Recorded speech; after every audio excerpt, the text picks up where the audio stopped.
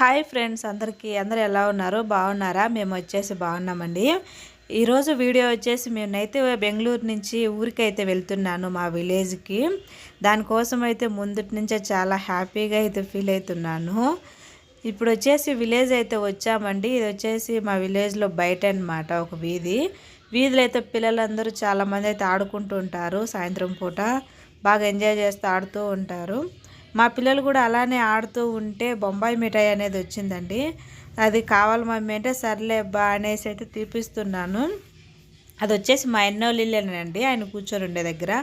అటు సైడ్ మా ఇల్లు ఉంది, ఇటు సైడ్ అమ్మోళ్ళ ఇల్లు ఉందండి మా ఊర్లోనే.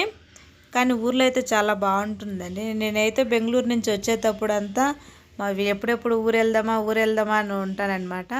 అక్కడి నుంచి వచ్చేటప్పుడు ఎప్పుడు టైం రాకూడదు రాబుద్ది కాలన్నట్టు ఉంటానన్నమాట. కానీ ఏం చేయాలి, తప్పదు కదండి, కంపల్సరీ అయితే రావాలి. అలా అయితే వస్తామన్నమాట బాధపడుకుంటూ. ఇది వచ్చేసి బొంబాయి మిఠాయి అని మా పిల్లోడి కడుతుంటే నాకైతే నా చిన్నప్పుడు జ్ఞాపకాలు అయితే గుర్తొచ్చాయి. నేను కూడా చిన్నప్పుడు అలానే కట్టించుకునేదానండి.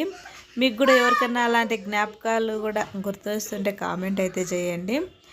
అలాగే చేతికి వాచి అలానే రింగ్ అయితే కట్టి తినేదానికైతే ఇచ్చాడనమాట. అలాగే మా చిన్నోడైతే వచ్చి నాకు కట్టియండి అని అన్నాడు. వానికి కూడా స్టార్ట్ చేసి కట్టించానండి. కానీ వానికి కట్టించిన తర్వాత ఒక ట్విస్ట్ అయితే ఉందన్నమాట.